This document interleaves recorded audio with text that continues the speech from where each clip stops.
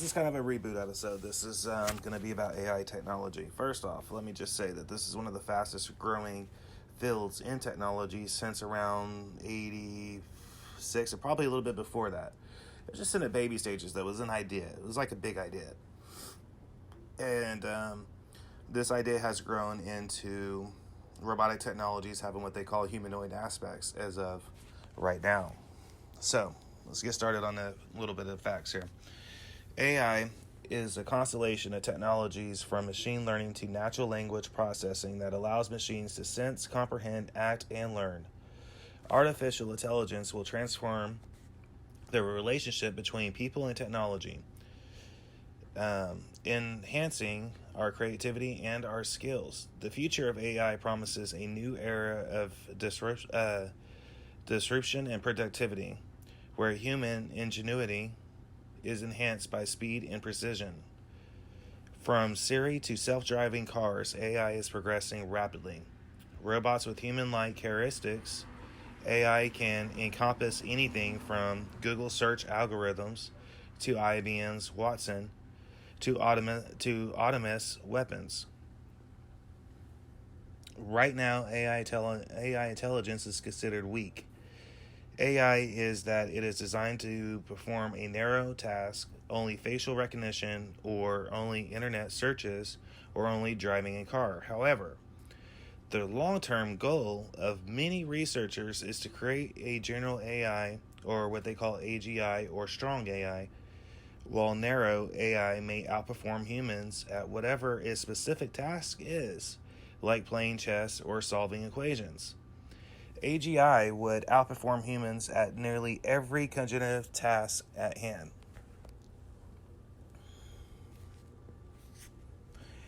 AI's impact on social beneficial motives research in many areas from economics and law to technical topics such as verification, validity, security, and control. Example, whereas it may be a little more than a minor nuisance if your laptop crashes or gets hacked. It becomes all the more important that an AI system does what you want it to do. It controls your car, your airplane, your pacemaker, your automated trading system, or your power grid. Another short-term challenge is preventing a devastating arms race and lethal autonomous weapons. Most researchers agree that a super intelligent AI is unlikely to exhibit human emotions like love or hate, and that there is no reason to expect AI might become a risk. Experts think two scenarios most likely. The AI is programmed to do something devastating. The AI is programmed to do something beneficial, but it develops a destructive method for achieving its long-term goal. So, I'm going to leave that right there. So, the thing I wanted to point out is, as we all know from the 3 movie series of it, this is what they've grown. Now, I don't know the people that actually did the research on this for this article I came across. However, it has grown past all what they were saying. There are AI robots out there that are already exhibiting what they call humanoid traits. And there's proof of that if you look at different technical forums, such as when they get angry, the back of their heads turn red. When they're in a good mood, it turns blue. Now, what I'm getting at is, in different countries, they've already developed technologies to where they have AI technology robots.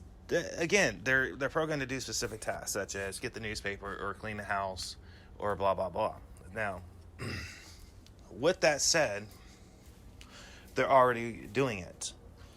You know, it brings me to this interesting thing. A long time ago, when my dad was stationed at Air Force Base in California, one of the pilots that flew the U-2S biplane once told me that if you're able to read about it, or if you're able to see it on a movie, or you're able to see it on a documentary, our government already has a technology and it could already do more. It could go faster, it could go higher, it could go lower, and it could already do more than what you're seeing.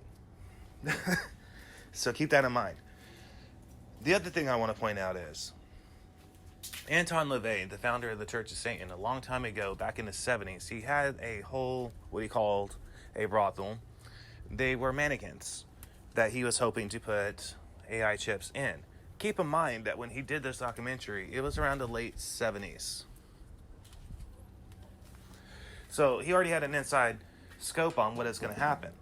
He gave this spill, or what I call speech, about how he envisions the future to where people will no longer need human companions for anything except reproduction. They will rather go and spend money on one of these type of robotic partners, because these robotic partners can be trained or learn exactly what the person that owns it wants that person to be like, or what they want them to do. They won't speak back and they won't fight with them. He said this is where the future is going. We will no longer need companionship unless it's to mate, to be reproductive. And this came out, and I want to say it was around 75 or 76 that he said that. You know, and if you look at some of Stephen Hawking's work and some of the stuff that he said, again, this is before they both were talking about it, way before it became mainstream knowledge that they're working on it. And I always found that fascinating, how some people will learn about something before other people start learning about it. And I really do love that aspect of it. Because that's like, hey, check this out. In this many years, this might happen. Now, the thing that worries me about AI technology is exactly what the article said. How do you prevent it from being hacked? You know, say you got a self-driving car, right? You get in the back of this car, and we all know they have them already. As I'm speaking, they have them already. I mean, they're already on the roads in bigger cities where they're what I call experimental phases grids.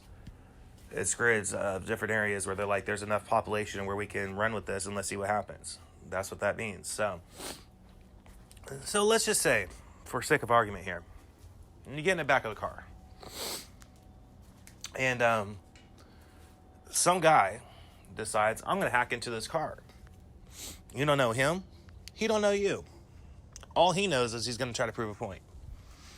So he hacks into the system. All of a sudden, the car just starts full speed ahead. You have no idea where it's going. All you know is it's driving very recklessly, and you have no way to stop it because the doors are locked because it's controlled by the AI system. That's one scenario. Secondly,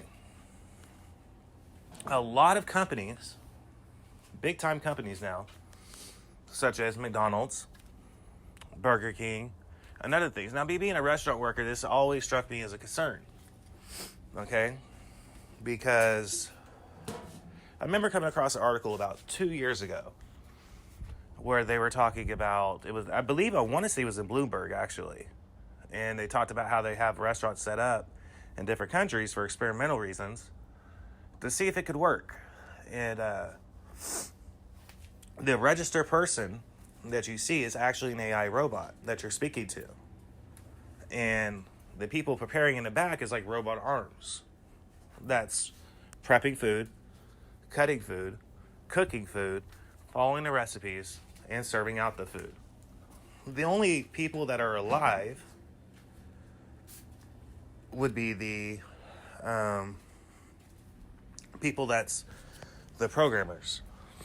See, they need one person there who can count up all the revenue, right? Because they're not going to, I don't feel like they're just going to rely on a robot to count the money just yet. I think they want to, but I think that right now they're kind of, I don't know if I trust that. So they got one person there to do that, and they probably have like about 3 or 4 people that are computer programmers that could fix the robotic technology in these kitchens, just in case something bad happens. The reason why they're looking at replacing human beings with these AI robotic technologies is a very simple one. Self-efficacy. You see, they feel as though these AI robots or AI robotic technology, I'm not going to use a bigger word such as what they did in the article, We'll break it down that simple. AI technology with humanoid traits can replace the workforce because, quote, they say that they're able to do the jobs with a 98% chance of non-failure. That means no mess ups, no bitching, and no complaining. And that's the reason why they're looking at replacing the workforce now. I've been working in restaurants a long time. And these jobs primarily are for people that have either people that are born to be chefs. That's just what they're good at. That's what they love. It's their passion, right? Or people that it's like their first job. Or people that have a criminal record and are trying to do something with their lives. They're taking that away now by doing this. Now, again, this is very much an experimental phase, so it's not going to hit like, I can't sit here and say it's going to hit really bad in the next year. It won't even hit really bad in the next 5 years. But maybe in the next 10 years, you're going to start to see the effect on it. Already, there's a lot of people that's complaining about it because they're talking about replacing warehouse workers on top of that, restaurant workers. They're talking about replacing taxi drivers. They're talking about replacing pilots. All for what they're saying for safety reasons, such as, like I said before, there's a 98% chance of non-failure rate. You know, they say we could program it, and there's a better chance of them not messing up than a human being because they don't have emotions yet. And I say emphasis on yet. Why would I say that? Well, because so far from all the research I've done into it, which has been off and on now for a long time, there are cases of these humanoid traits that they're starting to learn. See, a computer can learn. Your phone can learn, believe it or not. This is where what they call algorithm comes into play.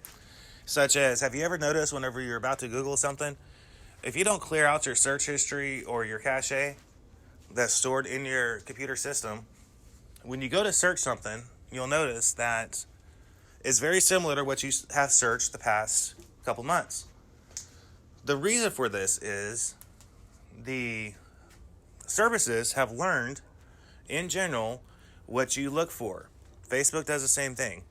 If you're looking through your feed, their algorithm has already pinpointed what type of things that you're most likely to click on, so that's what's going to show up in your news feed. That means they're learning you as a person. They're already learning this is what they're going to want to see. You know? That's actually kind of worrisome to me. Because I'm like, my wife jokes around with me all the time and says, like, you're somebody who constantly clears out everything. And I do. I clean out everything. I clean out messages, phone logs, search histories. I'm constantly deleting stuff because I don't like the fact that they're able to learn it. You know what I mean? And I learned a long time ago because I dabbled around with it that when you do it, it kind of tricks the algorithm. They don't know what you want to look for. Facebook's the only one that, kind of stands steady. And they keep running for it. I can honestly say that. Just from, no matter what I do, I can clear the cache all day long. But their algorithm is set up different. Their algorithm is set up based on your likes that you click. When you click that little thumbs up button, that stays in their algorithm. You can't clear that out. The only way to clear that out is if you go by one and unlike them. They won't pop in your newsfeed up anymore. That's currently what the algorithms are doing. It's exciting and it's interesting and it's scary. Because my worry is this. So, there's another article that comes to my mind I read, and it was in BBC. And that was where, I want to say it was in UK and in Scotland, there was ever-growing concern that pedophiles were ordering these dolls that looked like children, and they said the material felt like skin with the learning capability for thousands of dollars. And they were actually getting them from Asia in different countries. So that's one concern. That goes with my companion theory. So I don't feel like it's necessarily a good thing, because if you study criminology, you start to learn things such as, when you have offenders, certain types of offenders, pedophiles, rapists, even when you get into, when you start studying different sexual origins, taboo fetishes, things like that, you start to learn that people have what's called they're set up in their mind, that's what they like. So, okay, so say they order one of these dolls. Say you could actually learn and they're happy with it. Now, how long do you think it's going to be before these people say, you know what? I want the real thing. And they go out with this violent hunt. Okay? That's one concern of it. I don't feel like the companion thing is actually that good of an idea. The same way I don't feel like certain things are a good idea that's out there, but you can't stop it. We have freedom of speech, we have freedom of assembly, different rights and things like that. Now, with that said, when you're convicted of certain crimes, you're not able to do certain things. You're not even allowed to go to certain places. That's a good thing, trust me. So that's just some of the theories I have based on why it's such a bad idea. The other thing is, if you're going to replace workforces with AI technology, that is actually going to lower the amount of workers we have. Now, I ask you something. Once people aren't able to get jobs because they're being replaced with these AI technology robots, or humanoid traits, whatever you want to say, AIG, whatever, how long do you think it is before they start going, we have to do something because we're running out of money? There's so many people not working right now because they've all been replaced by these technologies. Think about this. How many things are out there right now? How many jobs are out there right now where they're simple jobs that mean a lot? There's a lot of people that do these type of jobs. Dishwashing, cooking, maid services, house cleaners, taxi drivers, pilots, train drivers, waiters, waitresses, painters, people that hold signs on the side of construction jobs, welders. How many types of jobs like this are out there? How many people do these type of jobs? Now, when you take away the ability for them to have a job, do you not create the problem of economic disaster? Because they're going to have to get money somehow, and I'm assuming what they're going to try to do will be something along the lines of unemployment. Now, when unemployment dries up, what's going to happen? They're going to say we have a population problem. We don't have money to support all these people. We need to do something. You know what I mean? That's one theory I have. I'm not that big on conspiracy theories per se.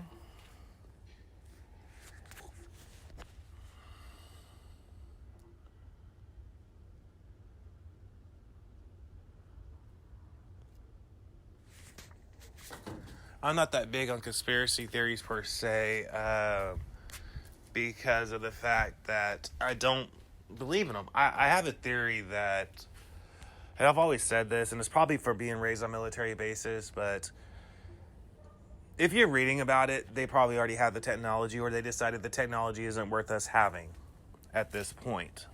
I'm just throwing that out there right now. Any idea you're able to sit there and think of, somebody else has already thought of that idea. They may not have ran for it. They may not have formulated it up. And it might not be ongoing. But they do have the idea out there. Someone has already thought of it, basically, is my point. There were people that was talking about sci-fi stuff back in the 50s and 40s, such as what we're talking about. Think about it for a second. How many people could be like, when I was a kid, I saw this on a movie? So what happens is these kids grow up and they start going, hey, I want to try to create this. Well, that's what they do. Now, do I think it's a good thing that they're developing? Absolutely. I do. I think it's a good thing. But I also think that there needs to be some type of guideline set up. You know what I mean? I don't think it's a good idea. And I understand that corporations are trying to save money by replacing workers with robotic technologies. That's what they're doing. They're trying to create it. Think about a couple years back during Detroit in the automobile, whenever they first started coming out with these robots that could weld and put together stuff. Does anybody remember all those workers going on strike saying that we can't have a job anymore because they're replacing us with this, and what are we going to do now? That was a huge deal. It was everywhere. It's like everybody forgot about that, and everybody's like, yeah, let's run with it. Now you have these, and she's been on, I forget her name, but she's been on like talk shows where you see the glass back of her head that will light up, like red, pink, blue, whatever. And they start saying, can you wake up? And her eyes will blink. She'll start saying different things. And really, if you want to be honest about it, we're all walking around with the one type of AI technology on us right now, and that is your cell phone. That's a form of AI technology. And the reason why it is, if you have Siri turn on, then guess what? That's a form of AI technology. Whether you like it or not, it simply is. Siri is designed to where she learns your whole system. She learns what you want. How many times a day do you go, hey Siri? Or how many times do you click your Google Assistant to ask something? What's the weather like? Where's this restaurant at? Hey Siri, can I find blah, blah, blah, blah, blah. Every time you do that, your phone is learning exactly what you want to look for. Now, me personally, I have all those options turned off. I'd rather just do the legwork. You know what I mean? Ask around or just look on the internet. Then I clear off my searches, like I said before. It's not because I'm paranoid or anything. It's just, that's just the way I am. And it really, for me, it's about hackers. I don't trust them. I am completely 100% do not like hackers. I don't like the idea of them, and I don't like what they do. It's kind of like, I have no respect for them whatsoever, because if they're hacking to make money, I kind of get that. If they're hacking just to cause devastation and, killing people, that's a fucking problem. Half the time, they're doing it from behind a computer screen, and they don't even know who the hell they're going after. It's like they're getting off on the fact that they're doing it. And that's where I don't like them. You know what I mean? And I don't like the fact that they like to hack into things and watch you. Like, I remember this show that was on a couple years back called CSI Cyber, and I loved it. It was both frightening, and I loved it. And I'm a horror buff, and that show was more frightening than any horror movie I ever saw. Because the likelihood of that stuff happening could really happen. Such as they were hacking into people's TVs. A lot of smart TVs now have the ability to be able to see you and hear you. Now they have stuff like, AI technology, toasters, refrigerators, stoves. They've even released robotic kitchens for people that can afford them in regular houses. They call it the modern kitchen. It's always something like that. The modern kitchen. What's so modern about it? Oh, okay, because now I don't have to cook. I could just program this little thing and it'll start doing everything for me. And it does. I watched the whole thing about it. It was like one of those commercial things, and I clicked on to learn more. I mean, it's cool, but it's like, whoa, do I really want that? What if somebody hacks into this shit and just starts throwing knives around your house? What are you going to do? How are you going to stop it? The only way to physically stop it would be to have a signal jammer in hopes that it hasn't developed a way to get past that signal jammer. See, it's not necessarily the computers I'm worried about.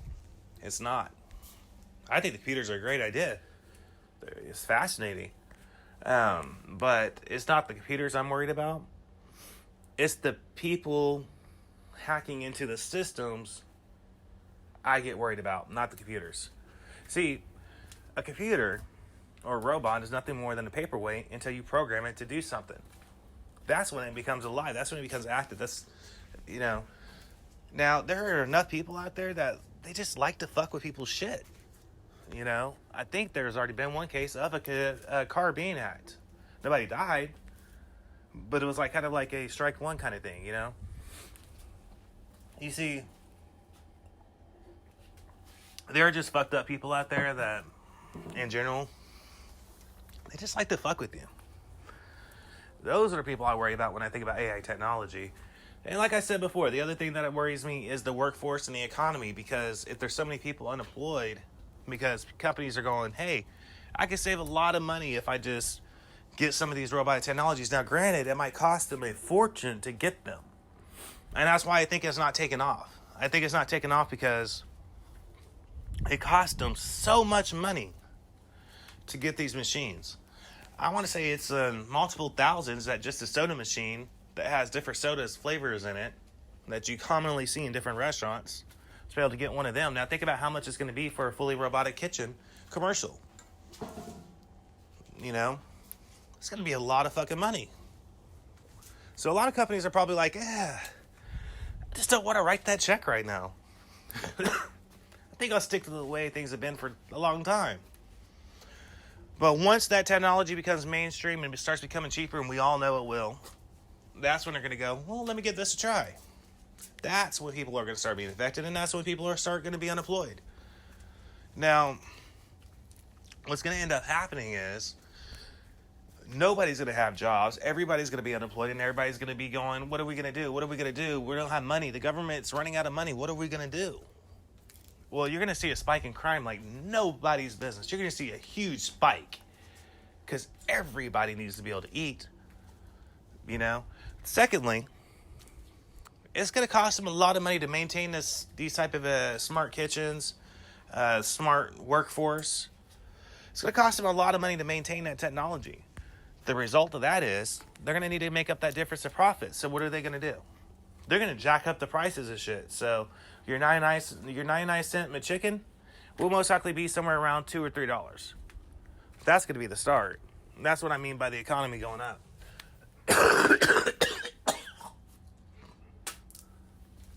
And that's the problem I see.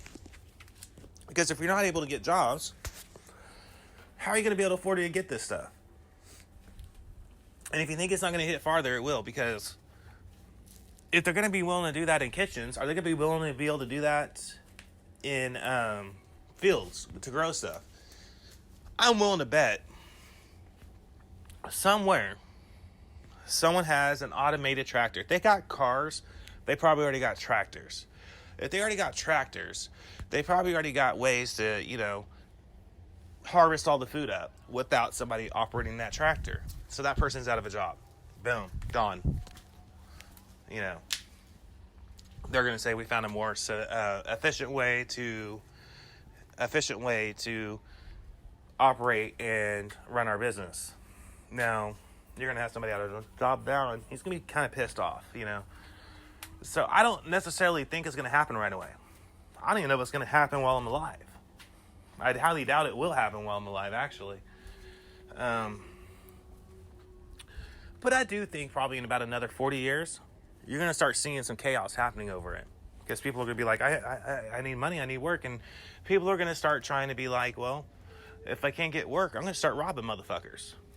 You know, I'm going to start trying to figure out ways to attack these robotic workforces. Secondly, it's just a theory. But what happens if they start learning more? See, like I said before, computers will ultimately learn. Your phone learns. Your laptop learns. If you can afford robotic kitchens, they'll tell you they learn. These companions that people are buying that have humanoid traits in it, to where they learn emotions and they learn, you know, feelings, and because they're programmed to do it, you know, they'll tell you they learn. Is it hypothetically, is it too much to say, are they going to learn too much? And when they do, are they going to act on those type of emotions? Are they going to become emotional? And if they become emotional, are they going to start trying to think of ways to be like, you know what, fuck all these people? You know what I mean? And this is where I think it gets dangerous. When you start talking about robotic weaponry that they have been kind of fooling around with now for years and years and years. They call them the next high-tech weaponry, you know, robotic weapons, lasers, plasmas, things like that. missiles. They're all kind of robotic in a way, if you think about it, even way back in the day. For instance, let's look at this. Here's another example. In Russia, where they store their nuclear warheads, I can't recall the name of the mountain range where it's at. I just remember seeing it on the Travel Channel documentary. They have this hollowed out mountain where they can launch their missile from. And they say it's ran on an ancient computer system, right? A first-gen computer system. And all they have to do is, from where the Kremlin is punch in a couple codes and press a certain button, and it automatically is already set up to launch where their target's already pre-programmed to launch at. Okay, so let's say nothing happens for a while, and they up their technology and they start learning emotions. Now, is it too hypothetical to say, are they going to launch at anybody just because they feel like it? You know what I mean? That right there is the reason why I chose that theme song, because it's an interesting movie. At the time, it was just a sci-fi movie that people were like, whoa, this is awesome. Now we're looking at it like, that Will Smith movie, I, Robot, that came out, where that's another good one, where the robot started learning emotion, and he was like, whoa, back up. That's what I'm getting at. We're putting them in our houses. You know what I mean? And I'm pretty sure I'm not a computer programmer. And I'm pretty sure the person down the road isn't either. You know what I mean? That means you're going to have to dial a phone number for some tech support person who's going to need the numbers to be able to fix remotely the problem that you're facing. How long is that going to take? And what could happen in the meantime? These are the things I think about when I start reading like this is, what kind of steps are we going to take to protect ourselves? You know? So, I mean, honestly,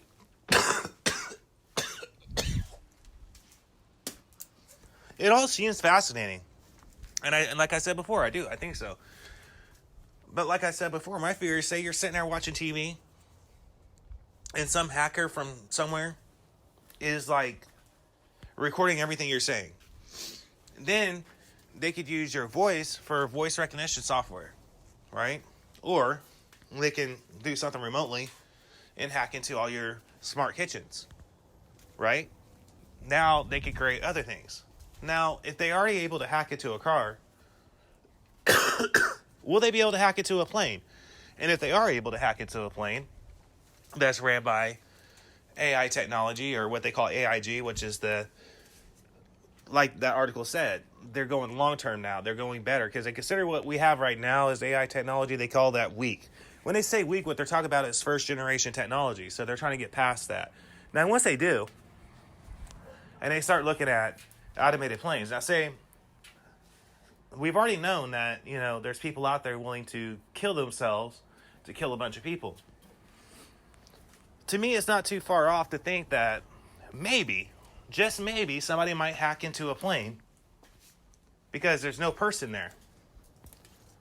Because they've gone cheap.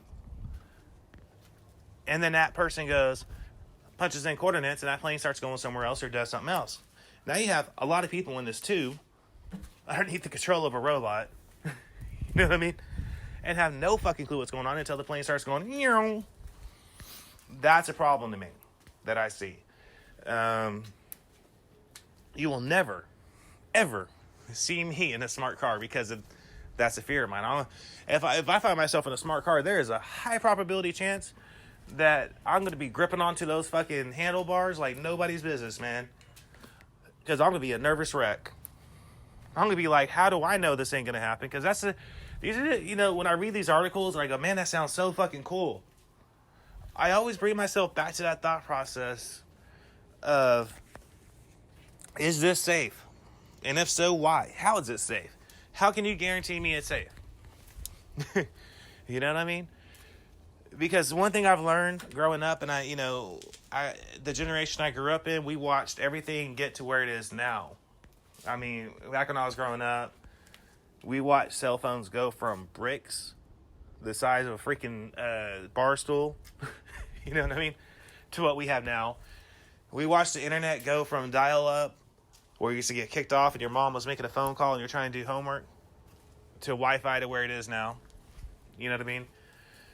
We went from Walkmans to CD players to MP3 players to the what the hell were they? The little Apple version of them. Go in there. Go in there. Go in there. I'm going there. Okay, tell her in a minute. I apologize for that, everybody. So we went from all of that, you know. These are all things. I mean, I watched technology grow to where it is now, and I've always been fascinated by it. I watched computers go from a little orange little blinking block or green, you know, where you only had Oregon Trail, to having a laptop that I could set on my lap, and watched all these other type of computer programs go from that to being able to have like a Kindle that you could download stuff from sitting in your front yard.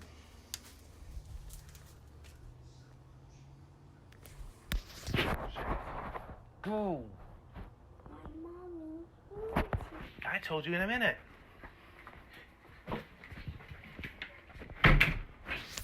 As you guys can hear, I'm going through some difficulty right now. This is why I prefer to do this really early in the morning. Now, like I said, so we're going to all that. We watched all of this stuff develop to where it is now. So do I find it exciting? Absolutely. Do I find it a little bit worrisome? Yeah. Because although I've watched all this technology get to where it is, I've also watched what they call security failures. I've also watched hacking grow from where it was, where they used to, you know, have to go to the... I watched hacking go from where they used to have to use phone booths and the side of, like, you know, power bars, to actually be able to do it behind a building, like inside a building, remotely, thousands of billions of miles away. You know what I mean? And I think it's a mixture of all this is my fear from it all. So I can honestly say that, like I said before, I love technology. Don't get me wrong. I do. But at the same time that I love technology, it's not technology that worries me. It's people's actions behind the technology that worries me. The safety nets that we need to put in place to prepare ourselves for it. You know, so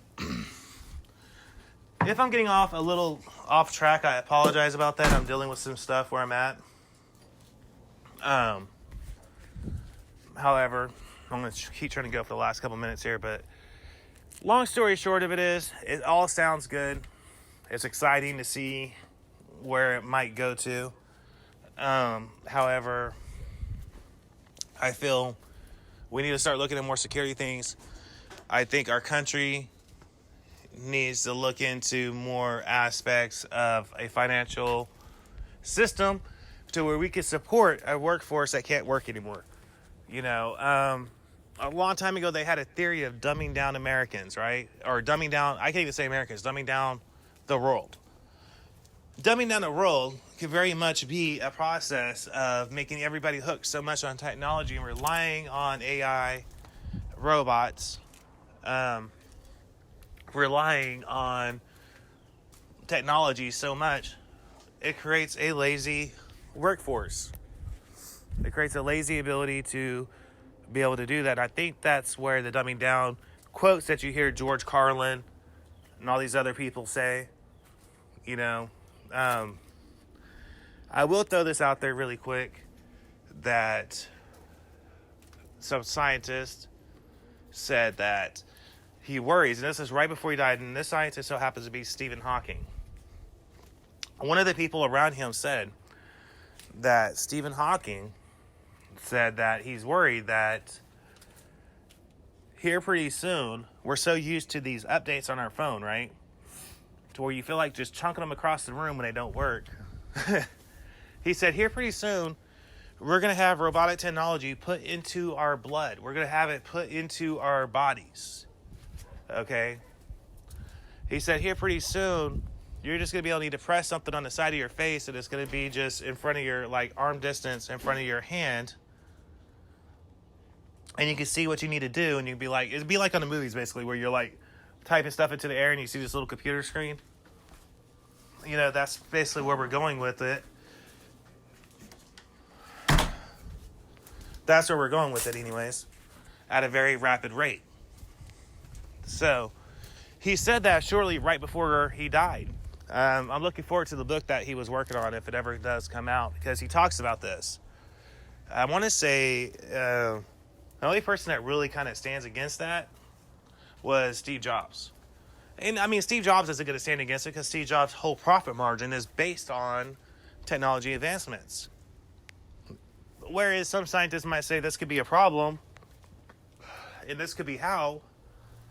Other scientists, that's their bread and butter. That's what they do.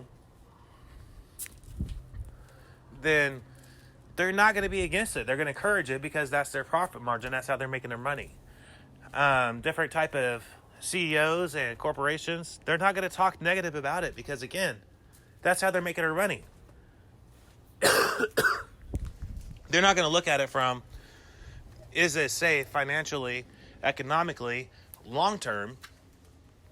They're not going to look at it as, is this safe for the customers? Is this safe for my business?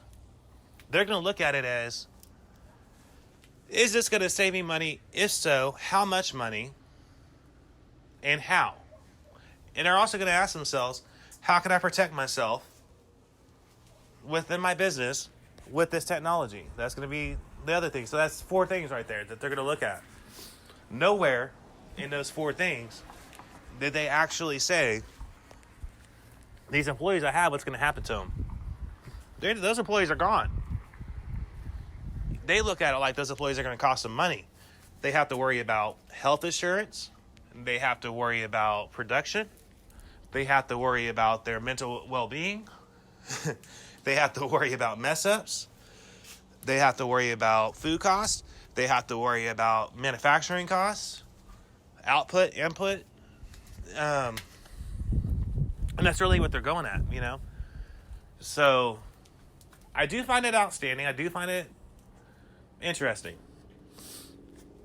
I also find it worrisome that we could get to that point.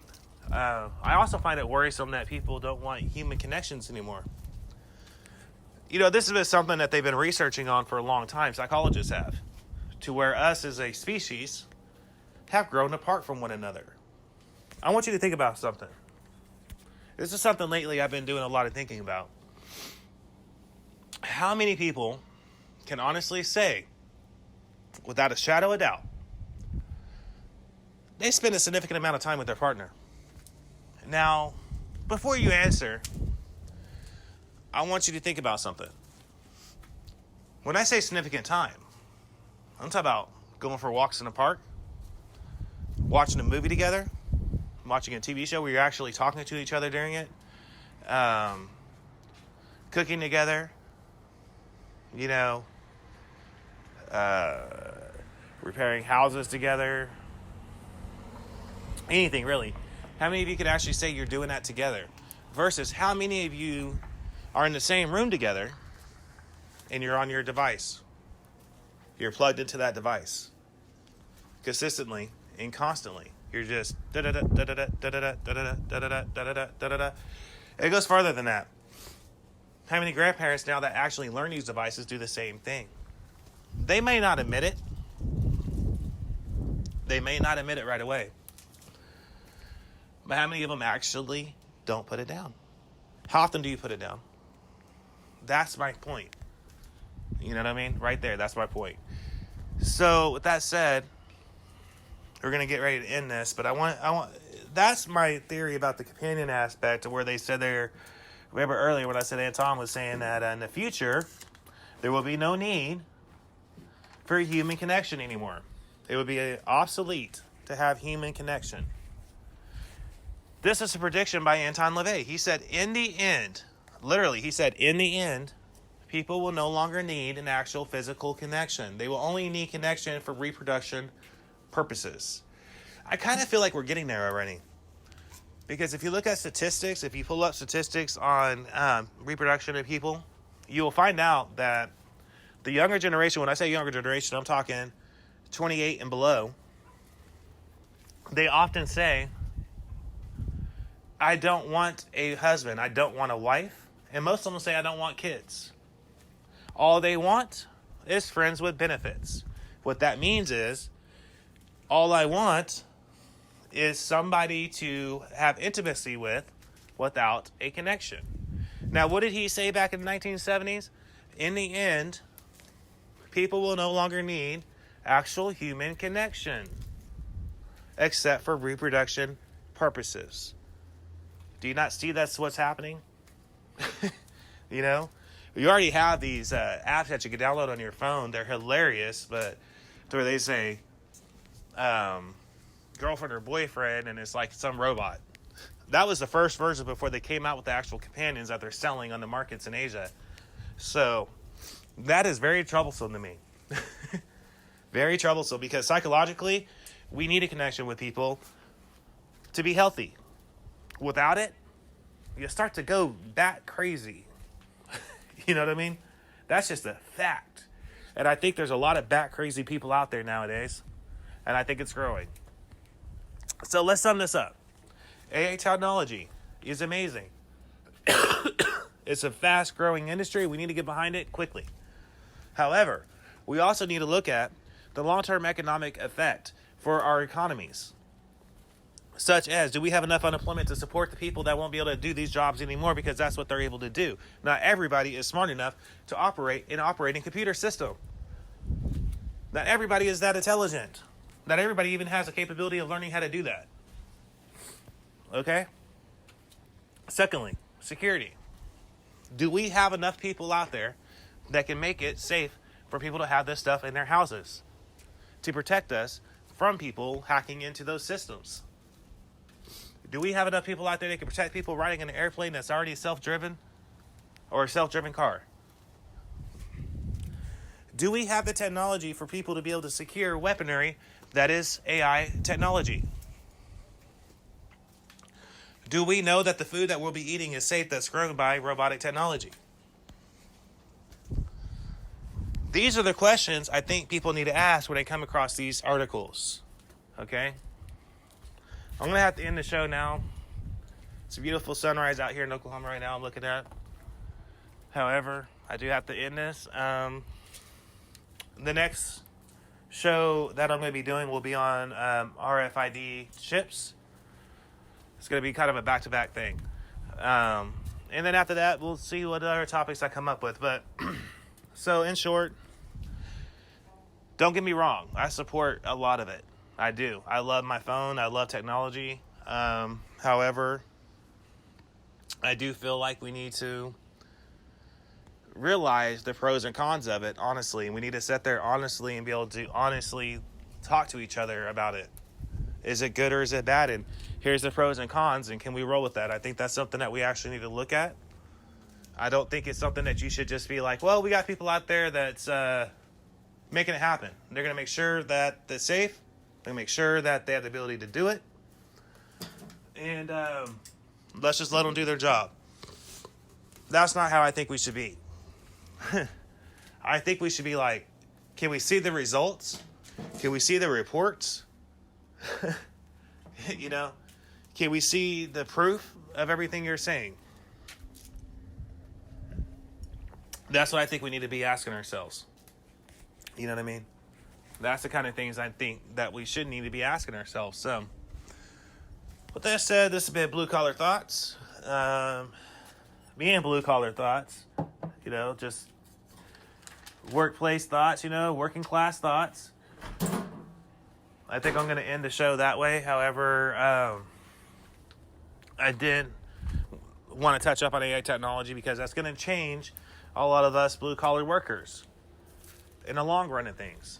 And like I said, it's not going to be something that's going to happen in 20 years. This is something that I have a theory that's going to happen in the next 40 to 50 years.